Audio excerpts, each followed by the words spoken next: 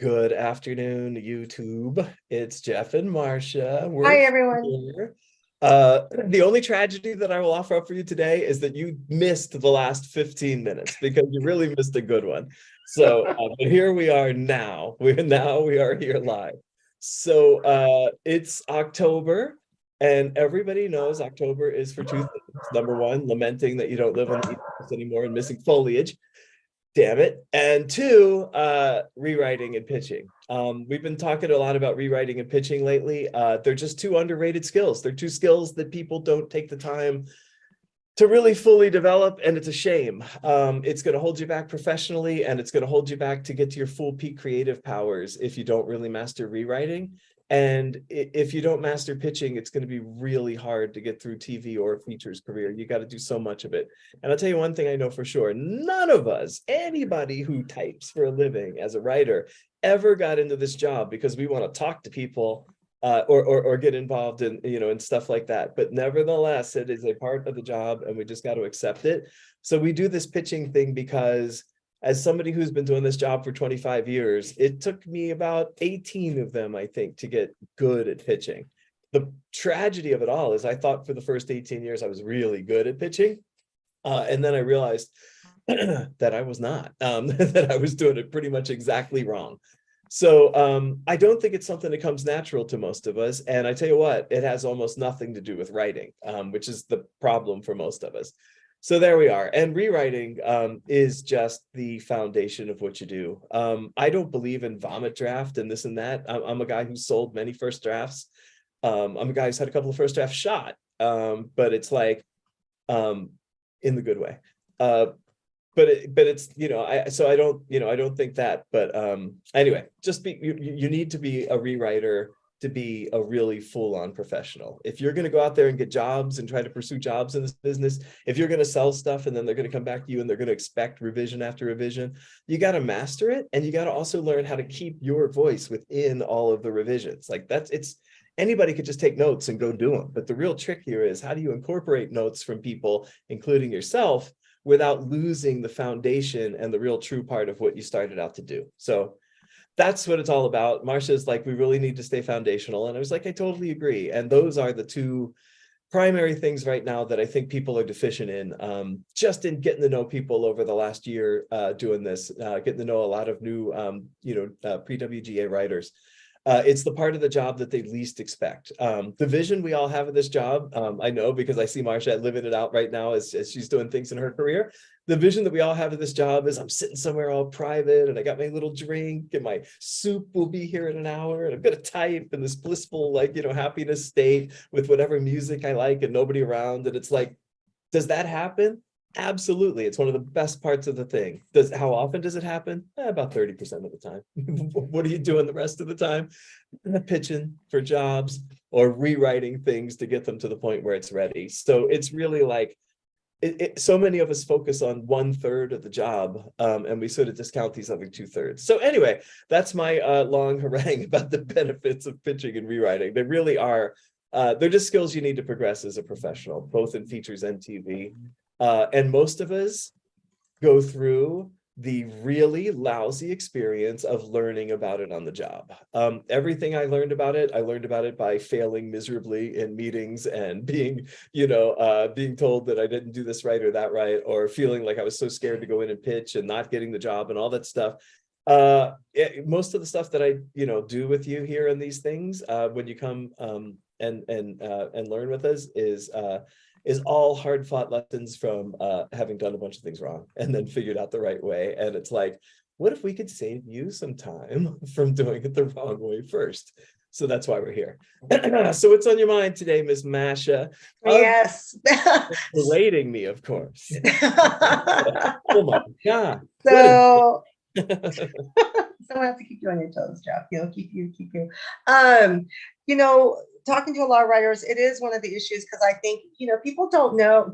They hear things on social media or from other writers, and it's usually about that person's experience. And so I think there's a lot of disconnect on,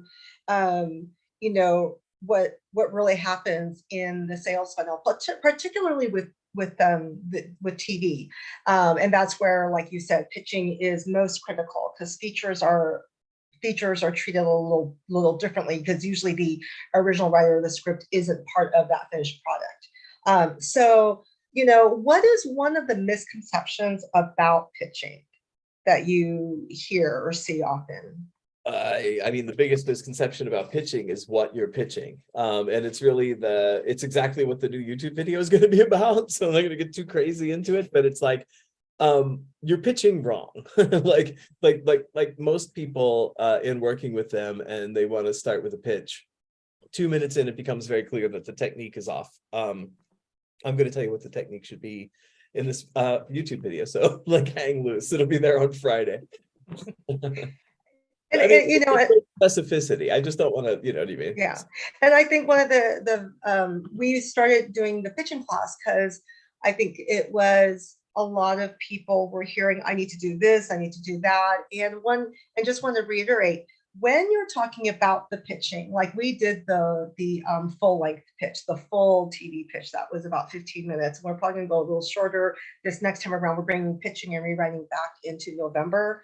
It was such demand, and it is literally what you're going to do, no fillers, no fluff. And Jeff leads you straight forward through that. But when just so for some people that out there, they may hear different information. When are you actually doing this pitch? Like in the whole process from a pilot getting sold, when does this pitch come to play? There's 2 times that it happens. It's either the first thing that happens as you're going through the sales chain of something, or it's the piece that happens after they read the pilot and you go in and you do it. Yeah, it's TV is sold on the pitch, that's for sure. Listen, it's just as important in features. Don't get it wrong. I know what Marsha had to say, and she's not wrong. But in addition to what Marsha had to say, you pitch for jobs. You pitch for them all the time. So you are pitching for those things a lot, and you are in essence pitching when you go back in and inevitably do the revisions to the thing that they did buy. It's like maybe you didn't sell it on a pitch, but you're going to be pitching a lot of it later. So don't worry about that. But yes, TV. Look, you either put together a pitch with a little package and you go in and pitch it to people, and then they read the script, or you write a pilot, and then they read the pilot and they decide whether or not they want to hear the rest, and then you go in and pitch it. It's one of those 2 ways. And you can usually guess how it is. Super established writer, way 1. Newer writer breaking in, way 2. And I think, just to clarify, when you talked about the feature writers are pitching on jobs, meaning the original script that they're trying to sell. So not, if it doesn't always mean that you're always going to end up doing this pitch if they're interested in purchasing. I think that's what I just wanted to clarify. Yeah, for new jobs like the OWAs, yes. Yeah, but look, you're going to pitch your own too. It's like it's like a lot of like there's just realities that happen when you sell stuff that just nobody prepares you for, because everything's a little different. But it's like there are the occasional script sales where you still got to go in later and like and knock it up the food chain. So it's like you're never going to be not pitching it. So always have the skill around. And like if you want to know why pitching is so important, one of my very first trips to Los Angeles, went to sit down with this director, Mark Pellington. And he was really on a hot streak at the time. It was like he had done Mothman Prophecies, and he did Arlington Road, this really cool little like paranoid conspiracy thriller. And he was just this guy on a real upswing. And I went to meet him, and we met at this restaurant. I'm talking to him and I'm pitching him my feature. And I get about 30 minutes into the pitch and I go, and that's the end of Act 1. And he goes, Act 1, and like recoils in pain. And I realized like, oh, wait a minute, this is like I'm missing something about how to tell a story here in a condensed way that gets it across. And that's the technique I want to teach people, how to take what you've got and condense it from a story into a pitch. Well, just because you're in the classroom with everybody, I'm not in there. What were a couple of things that and you heard? Why? As soon as you disciplinary issues, you'll be able to come back. All right? Get it out. You're like, what, 6 out of the 12? I should have less and less. Jeff bans me. And Bernita's there. Jeff, hi, Bernita. So what were a couple of things that they really learned that they weren't expecting to happen in the class? in the pitch class. Yeah. I think most people were just surprised to see that there is a vast difference between your story and your pitch. One is a work of like fun writing, and the other one is a sales tool designed by the person who you are when you wear your marketing hat. Yeah. Go sell the thing. So they're very, very different. They are very different, because that was my career. Yeah, talking to the guys who are like build the stuff, the technical people, and it's like, but wait, I need this for the customer. So If you are the lucky beneficiary of a sales background and you happen to be a good writer, you can really go far in this business, because people aren't used to see people who can communicate their ideas effectively. They're used to people like me who will like never make eye contact and stare at the floor and talk for 22 minutes, so. And I just have to say, if there's a few writers that I actually recommended as they were going into the journey. I said, take the pitching class, and I will tell you why. From someone whose career was having to work with decision makers and present, it helps you to understand what you're going to need from your story as well. And as Jeff said, they are completely two different things. But at some point, when you are selling, even though you're packaging it a different way, presenting it differently, you still have to have the goods in that. So it doesn't hurt to learn and take the pitching class to really better understand your story and what's going to happen, what you're going to eventually need to do anyway. So you don't take it to be, just because you take the pitching class, don't expect to be able to just pitch, perfectly off the ballpark. It's like any athlete, you learn how to do something, it still takes practice, but you really understand from an executive point of view of what they're looking for in the story and what you're going to have to be able to communicate, which means it needs to be in your story. And it's really helped. Some of the writers I came through told me how much they appreciate that, and it really just helped them to focus, better understand where their story was at and what they wanted to do in their story, instead of there's two super hidden benefits to learning how to pitch very well. Like, I mean, look, there's a bunch, like you can get a job, but there's two particular things that I don't think people understand. I didn't get it until I've been doing it a really long time, but it's like, there's one version of it where it's like, you sit down and you craft your story and you write this whole thing down, and you've got this thing that's just so thick with detail and so clogged with stuff and everything. And you every inch of your world, and you're a world builder, and you got everything, and then you go to pitch it. And like through what we do, you see this version where you do this sort of streamlined version of it. And what kept happening to me was I would do my complicated story, go out, pitch the simple version so much that I would forget all about the complicated one later when it was time to write it, and I would stick to the simple one, and it actually worked better. Like, there's something about the process of pitching itself that teaches you how to be a better and more concise storyteller anyway. And you need that. So it's like, I've gone out there with a pitched it simply because it was a version of a much more complicated story. It's been bought, I've gone to write it, and I've written the simple version because it was better. You know what I mean? And it's like, also the benefit is learning how to pitch these things and seeing how you break that story down and how you explain a story to somebody in a very simple way also helps you construct a story in a very simple way. And if you've ever noticed, so many of the greatest movies and TV shows are so simple. Like, they're very, very simple in their idea. And a lot of us write very complicated things, very, compound sentence style things. And in the act of pitching, you literally learn how to streamline this stuff. And through that, I think you become a better storyteller, because you start nipping off those extra, loose ends of your stuff and just trimming it down to what it needs to be anyway. So there's all kinds of hidden benefits. Like, it doesn't, if you were a professional athlete and there was like 4 aspects to your game and you kicked ass at one of them amazingly, you'd probably get in. But to sustain, it's probably better to learn how to do all the different facets. And it's like, there's writing, and there's rewriting, and there's pitching, and there's showering, which are like the 4 big components of writing, So Jeff is still trying to Jeff is trying to master the showering part, though. He's still so I'm doing better. My wife says I can move home soon, so a little scrub it here. And that's true. And I just want to continue. I mean, just on that, athletes, it doesn't matter the guy who's the main pitcher.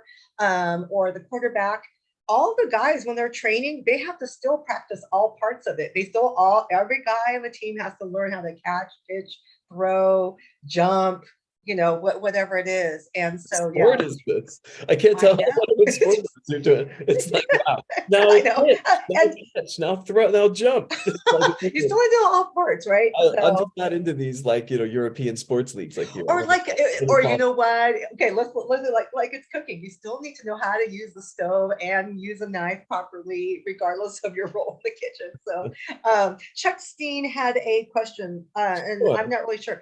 The first email one sends, the introduction. Once you already have guarantee they will listen. How long should it be? Are you talking about a query? I'm not really sure. Say that again. The first email one sends, introduction, and then once you already have guarantee they will listen. How long should it be? I'm not really sure the question. Right, well, let me just try a couple of different things just so we can.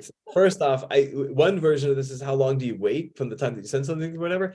Wait until you hear from them. The second thing is how long is what you, or it's a possible translation is like how long is what you send? Quite brief. If you're going to reach out to people in an initial contact, you want to be incredibly brief. I would recommend 2 paragraphs, a couple of sentences about you and a couple of sentences about your project, and then I would say thank you and go. The pitch email. Okay. The pitch email. Yeah. Okay. So, and then as far, if you mean like querying and pitching yourself to people, it's exactly that same thing. I would be as short as humanly possible. I wouldn't list a bunch of accolades that they may or may not know about. I would just say, this is me. This is the one, pick the one that you love the most. This is my idea. This is what I want to do. And then try, keep it that way. What else you got there, man? And I hope Chuck that explained it for you. So, and if not, always at the end, you can post more in the comments because we look at those, or email us at info@jhsessions.com. So sorry if we didn't answer correctly, Chuck. So, and so if anyone, I wrote at the bottom of every high school test I ever took. So, and anyone who interested, in the pitch class, we're doing the 3 weeks plus a final pitch that will be determined for you to be like a mock pitch. The 3 weeks for people to learn and craft the full pitch and test it out on Jeff or this way. the way I think, because you're up for me. So anyhow, that's going to be coming. So I'm excited. And it went really well with the last group, and I knew it was just amazing, I think, to hear everyone's pitches that I get to hear. And then we have rewriting, and rewriting is the most interesting one because you have all these writers from all different levels, scripts in all different statuses, and everybody wants to rewrite. And so some people come after they've entered in a bunch of places and want to polish. Nobody wants to rewrite. I think the actual thing is, like, the literal truth is nobody wants to rewrite. Right? Nobody wants to, but they all come with a different agenda. Goes for it, nobody really.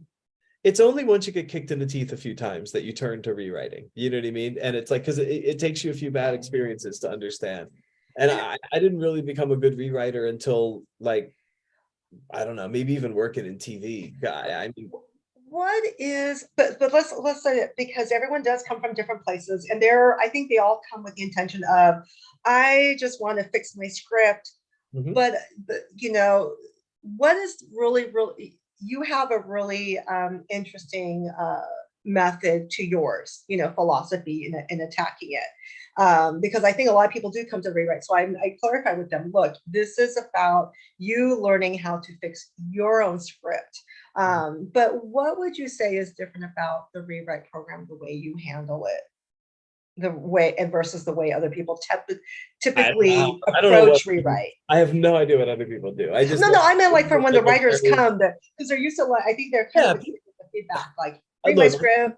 People come because they have a script that they believe in, but they haven't gotten the response that they've gotten hasn't yet lined up to what they think they've got. And it's mostly because there's there's a perception gap writers have between what they've actually put on the page and what they think in their head is on the page, because they fill in a massive amount of connective tissue because they did it in a way that other people who didn't sit and write all those pages are not going to be able to put that connective tissue together. So we have this assumption that there's all this connective tissue in there that's really not, amongst other things. And so what I try to show is a technique where you can distance yourself from your own writing enough to understand what you've actually put on the page versus your original intentions for on the page, and then make those readjustments as to get to the point where everything is doing what it's supposed to do. That's it. It's always, you're never going to come to one of these things and not get like a nuts and bolts approach. If there's one thing I can't, if there's one thing I can't stand, it's this intangible, nonsensical responses. I like practical methods of how to get things done. I think that's the only way to do it. If you're not coming and taking away something practical, I've literally wasted your time. So. I like what you said to the approach. The way you approach rewrite is what you're saying is, because it's the opposite of what people are expecting. They're coming in and just, you know, chiseling away, reading everything. You're saying sometimes the script from when they started, whether it was like outlining and all that, and they've gone through other notes, it is not the script that they started with initially. And so you're really giving them like a fresh take, fresh eyes, and to tackle their scripts in that manner. You got to learn how to distance yourself, or you're not gonna, you know, there's a lot of other things you have to do. but the first one is to distance yourself. If you write something and you pick it up the next day and read it, time yourself first. You're going to see it took you about 18 minutes to read it, because you're not reading it. You're mentally just filling in the blanks of what you think is there. You know what I mean? It's going to take you a while before you can pretend you're not the person who put those words on the page. But that's where you got to be. And the rewrite too is you're really there to empower people to fix their own script with fresh eyes, real fresh eyes. And I think that was the thing. It's not just, okay, chisel this, chisel that, you know, polish this, but you're really putting them in a place where they really can understand the script, you know, left and right, top to bottom, and just as the way a reader is going to take it, and so that they are empowered, because that was the whole thing, for them to learn how to attack this script and every other script going forward. Sure, thanks. I've never been called before. I really appreciate that. It's a first. So I'm going to use this next month at The Hague. That's what you told me. Oh, yeah. Oh, my fault. I forgot. She's just reading off the teleprompter. My mistake. I remember. No, I just remember. It's like, why do you do it this way? And you said, because, you know, the fresh eyes, and so you're attacking it the way a reader would attack it, but also I was just talking about empowering. Thank you. See, I do listen once in a while. I love a good buzzword about what we're doing. No, but so you. It's like, no, we're helping you get better at the thing you want to do, because I've said it before, and I might as well just say it again while we're here. It's like the whole reason that these things exist is because, like, in a 25-year career, I made every mistake that you could possibly make. And it was like, you know, lucky enough to be a survivor within that mix. But like, as somebody who's walking, you know, who's like, you know, looking at it and saying, I could have done this, I could have done that, it would be nice to sort of pass off some stuff that'll save people some time. So if you ever want to come to one of our things, the number one reason to come is to save time off of the journey of getting there, you know. The other thing that people don't understand about this journey and stuff is, it's like, so many of us will pick a front, like, I'm really good at writing a draft, or I'm really good at having an idea or something, you know what I mean? But that's fantastic. But if you want to get paid for being really good to write an idea, you better learn how to pitch, you better learn how to rewrite, you better learn how to, you know, work your social game of getting yourself out there in the world, you better learn how to make the connections with people that matter. Like, there's a whole lot of other skills that are, like, in the end, equally important to how good you are in the page. You just don't get to play until you're good on the page. And then, you know, so it's like, what we're trying to do is, like, absorb some of this skill set while you're still developing, so that you don't go through that awkward transitionary stage, like, you know, like old Uncle Jeffrey had to do. So you don't want to be escorted out of New Line. It's not as fun as it sounds. In retrospect, it's very fun to talk about, but like actually like living it is kind of embarrassing and creepy. But at some point, sometimes people just have to learn on their own what it is to be called by security, hauled off. And now with social media, can you imagine? You end up on Twitter. I mean, there were experiences back then breaking in where it's like the one thing, everybody think whatever, but it's like the one thing I'll say about the world today versus the world of the mid 90s when I was like breaking in for the, at first was, the social media thing. Now you can share experiences and understand the normalcy of what you're going through. But like when things would happen to us in the 90s like that, you would just be like, oh God, I'm a horrible pariah, I must suck. It must be the worst thing that ever happened. Like, how could this be? And it's like, you don't have any shared community to find out that these experiences do happen, So it's nice at least for whatever the cesspool of social media may or may not be, at least the YouTube excluded.